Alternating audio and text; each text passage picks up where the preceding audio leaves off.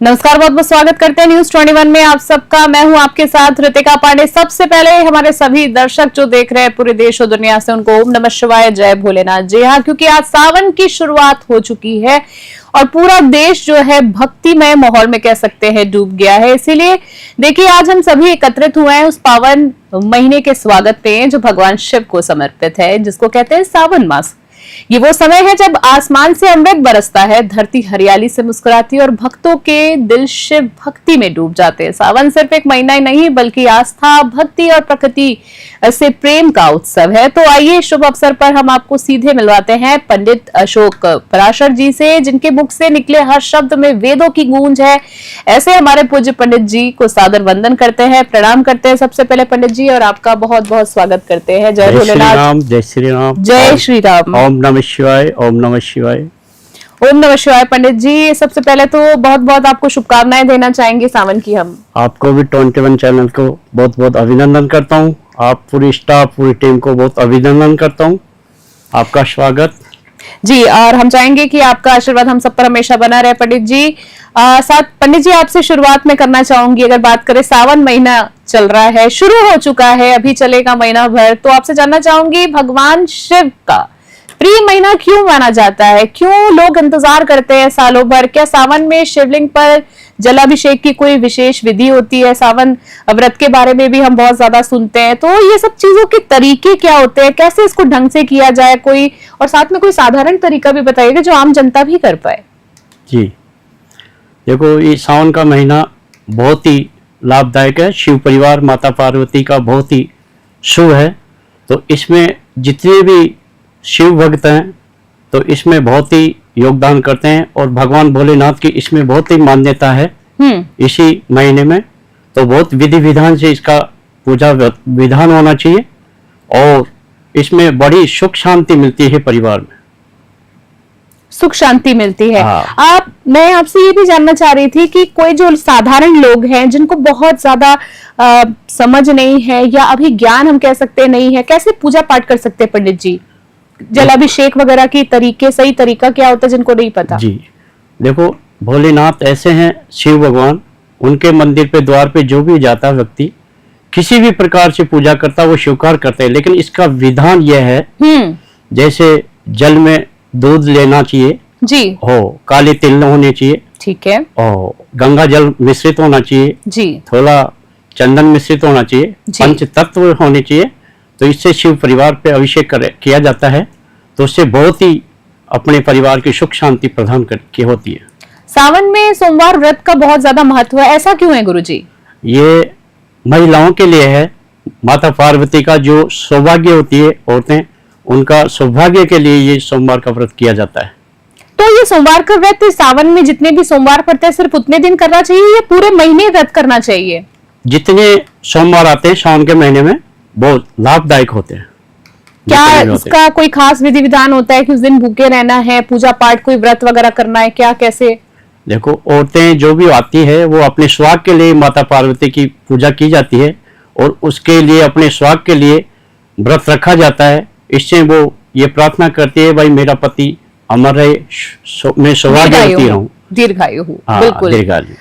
आपने बात की शिव परिवार की, तो इसमें सावन की बात करूं तो किन किन देवी देवताओं की पूजा होती है? क्योंकि बहुत लोगों को नहीं पता कि भाई अगर मैं बात करूं तो किनकी एक सही तरीके से पहले पूजा करें बाद में पूजा करें। जी, सबसे पहले अपने बाहर गेट के ऊपर रहते हैं वीरभद्र भगवान, वीरभद्र भगवान, उनकी पूजा होनी चाहिए। उसके बाद में श्री गणेश जी महाराज की, और लोग तो कहते हैं श्री गणेश भगवान को पहले पूजना चाहिए। नहीं, लोग कहते हैं, लेकिन गणेश जी की होती है सबसे पहले। प्रथम जो चौकीदार होता है, जैसे गार्ड होते हैं, उसी प्रकार वीरभद्र भगवान होते हैं गेट पे, तो उन पे जल चढ़ना चाहिए सबसे सर्वप्रथम, फिर गणेश जी महाराज के, और फिर वो जो अपने गणेश जी, फिर कुबेर जी, वो जलधारा वगैरह शिव परिवार पे, फिर पूरे परिवार पे होनी चाहिए। इस तरीके से पूजा का तो विधान पंडित जी ने पूरे सलीके से बता दिया है। अब आपसे जानना चाहूंगी, क्या सावन में कुछ विशेष मंत्रों का भी जाप करना चाहिए? कौन कौन से शुद्ध मंत्र होते हैं जिन्हें कर सकते हैं? सबसे श्रेष्ठ सरल मंत्र है ओम नमः शिवाय। ओम नमः शिवाय, इसका पर ऐसा उच्चारण कहा जाता है कि ये पंडित जी जब आपके गुरु दीक्षा देते हैं तभी करना चाहिए, ऐसा सच है या नहीं? नहीं, ऐसा सच है। ये मंत्र सबसे प्रबल है ये मंत्र, और सरल और शुद्ध विचारों से कोई भी व्यक्ति कर सकता है इसको। जैसे मान लो शुद्ध हम विचारों से। हाँ, किसी को अपन काफी बड़ा मंत्र दे दें तो वो उच्चारण सही नहीं हो पाता, उस मंत्र का अशुद्धि होती है। तो इस वजह से ये मंत्र शॉर्ट रूप में होता है। और जैसे शॉर्ट मंत्र है ओम जूम श, ओम जूम श, ये ओम मंत्र भी जूम श। हाँ, इस मंत्र का भी उच्चारण कर सकते हैं। ये किसका मंत्र है? शिव भगवान का ये, शिव भगवान का ओम जूम श। महामृत्युंजय जप का छोटा मंत्र होता है ये, तो ये होता है। तो तो इससे कहने- भी काफी उन्नति परिवार की होती है और शक्ति मिलती है, व्यापार बढ़ता है, अंधन के भंडारे बढ़ते हैं और घर में सुख शांति रहता है, ग्रह कलेश नहीं रहता घर में। ठीक है, बहुत अच्छे से आपने ये बताया कि देखिए बहुत लोगों का सवाल होता है, कितने सारे, अगर हम इंटरनेट की बात करें, कहीं की बात करें, अलग अलग तरीके के मंत्राज है, तो ओम नमः शिवाय या गुरुजी ने जो भी मंत्राज आपको बताए हैं एक दो वो भी कर सकते हैं। अब आपसे मैं बात करूंगी आखिरी एक और सवाल पर, अगले सवाल पर आना चाहूंगी कि इस मौके पर कोई रंगों का भी कोई विशेष महत्व होता है क्या गुरुजी? कैसे रंग के कपड़े पहने, क्या सही दिनचर्या रखे, क्या खाए पिए? देखो, खान पीन का तो विशेष ही ध्यान रखना चाहिए। खान पीन तो शुद्धता होनी चाहिए।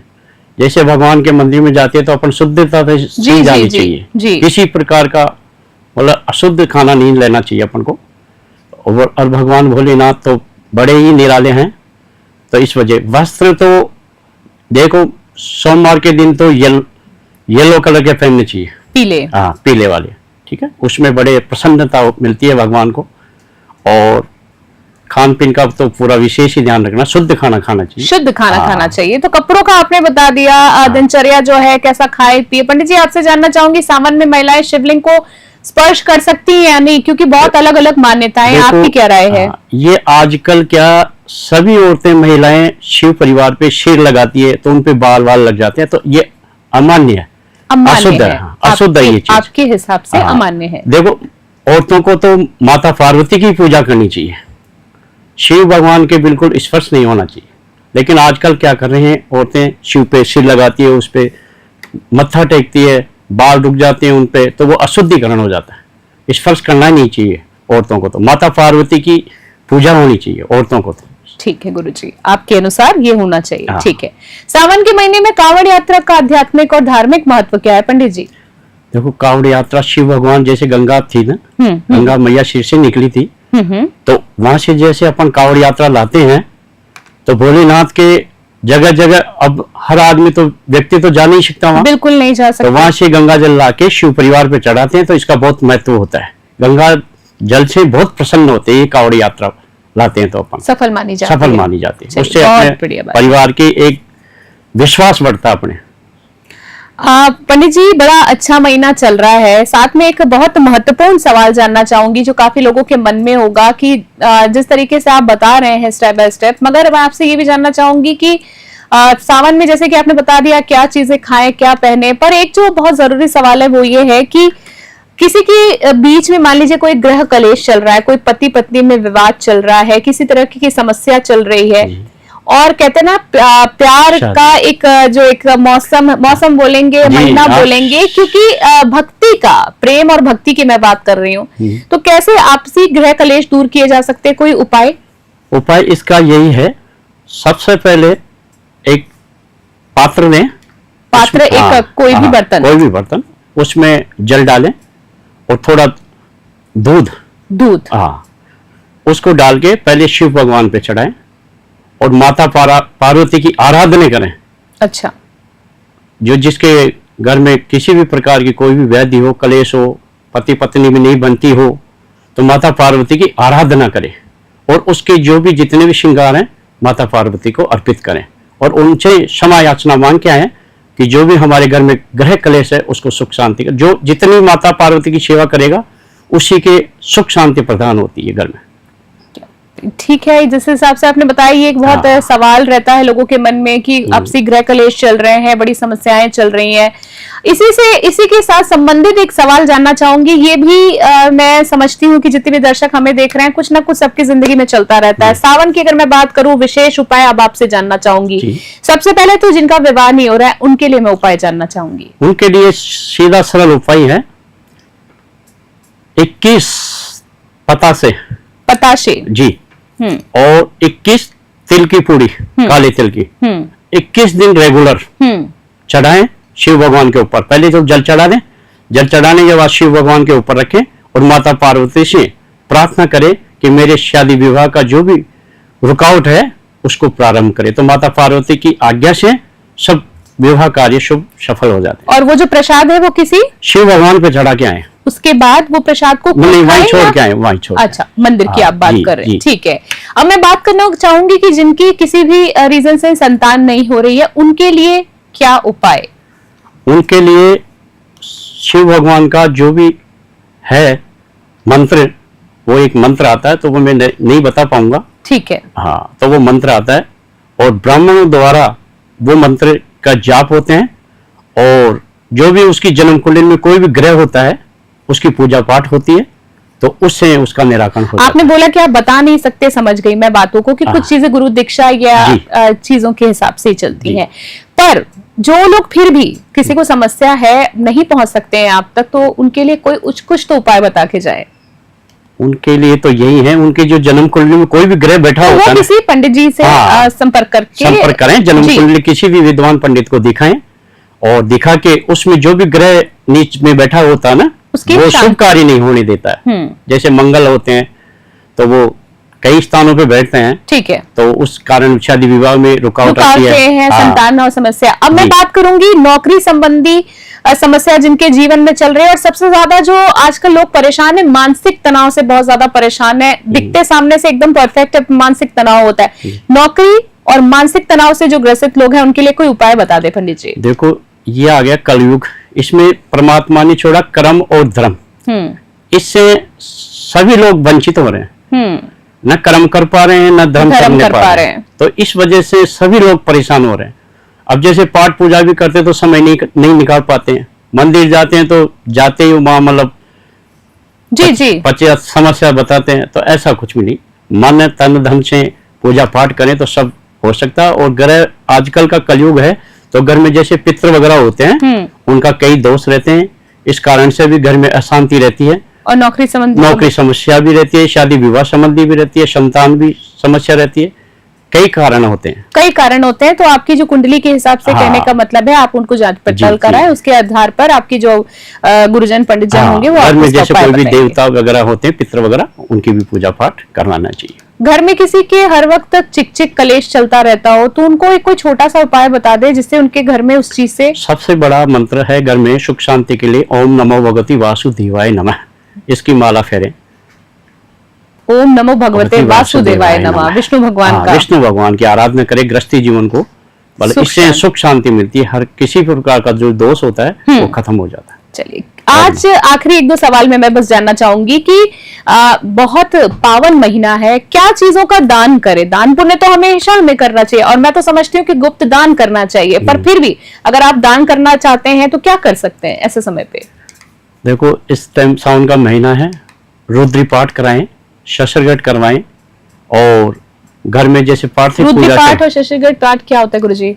रुद्री पाठ होते हैं, पाठ होते हैं, मतलब पाठ है, पाठ हाँ, का पाठ होता है, नाम रुद्री पाठ चलते हैं जब शस्त्रगढ़ जैसे शिव भगवान पे जी जी जी, जल का इनका अभिषेक होता है। ये हाँ, शिव भगवान का जी, होता है, मैं जी, वही हाँ, जानना चाह रही थी। हाँ, और पार्थिव पूजा होती है जो मिट्टी से बनाते हैं, शिव परिवार पूरा, उसी से दूध अभिषेक होता है, तो वो जरूर अवश्य कराएं घर में।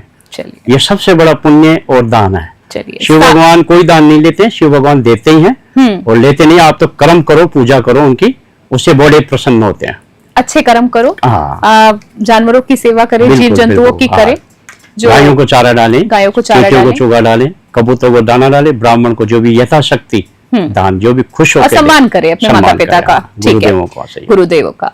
सावन के अंत में कोई विशेष अनुष्ठान या समापन पूजा करनी चाहिए क्या? जब रक्षाबंधन आती है पूर्णिमा के दिन, तो उस दिन जैसे हवन वगैरह हो जाए, पूजा पाठ हो जाए, और जैसे कन्याएं हैं, छोटी बच्चियां, उनको खाना वाना खिला दें। उनके प्रति, भगवान के प्रति जो भी अपने महीने भर से जो भी कार्य करते हैं, सावन वगैरह करते हैं, तो उसके निमित्त जो भी अन्नदान, वस्त्रदान जो भी है देना चाहते हैं वो दे सकते हैं। आपने लगभग सारे सवालों के जवाब दे दिए इस छोटे से इंटरव्यू में। एक आखिरी सवाल आपसे जानना चाहूंगी, लोगों को सावन को लेकर भ्रम क्या है, बड़ा डरा धमका दिया जाता है आजकल, क्योंकि हम किसी के पास जाते हैं, माफी चाहूंगी पंडित जी पर आप भी मेरी बात से सहमत होंगे, आजकल इंटरनेट पे भी इस तरह की कि आप हमें इतनी दक्षिणा दीजिए, हम आपका ये कर देंगे, हम आपका वो कर देंगे, तो लोग भ्रमित हो गए। तो मैं ब्राह्मणों की निंदा भी नहीं कर सकता। नहीं, हम निंदा बिल्कुल नहीं कर रहे, हमारे लिए सम्माननीय है, पूजनीय है। अगर ब्राह्मण जो भी कर्म करेगा, कुछ लोगों की बात है, कर्म करेगा उसका फल अवश्य मिलेगा ब्राह्मण को। लेकिन आजकल जो कर्म नहीं करता ब्राह्मण, वो हमेशा परेशान रहता है और बहुत ही दुविधा में रहता है, उसकी संतान परेशान रहती है, घर में ग्रह क्लेश रहता है। और ऐसे थोड़ी है, हर किसी का जो भी अन्न वगैरह लेते हैं बाहर से, कर्म नहीं करके लेंगे तो हम बड़े परेशान रहेंगे, बड़े परेशान रहेंगे। पंडित जी, आपने आज इस छोटी सी वार्ता में हमारे दर्शकों को सारी लगभग जानकारी दे दी, भले नौकरी की बात हो, संतान की बात हो, और शादी विवाह की बात हो, घर में सुख शांति क्लेश का निवारण से लेकर पति पत्नी के झगड़ों से लेकर हर चीजों का गुरुजी ने दिया। सबसे बड़ी बात है, हम चाहेंगे कि हमारे दर्शकों को भी आप खूब सारा आशीर्वाद दे और हमें भी दे पंडित जी।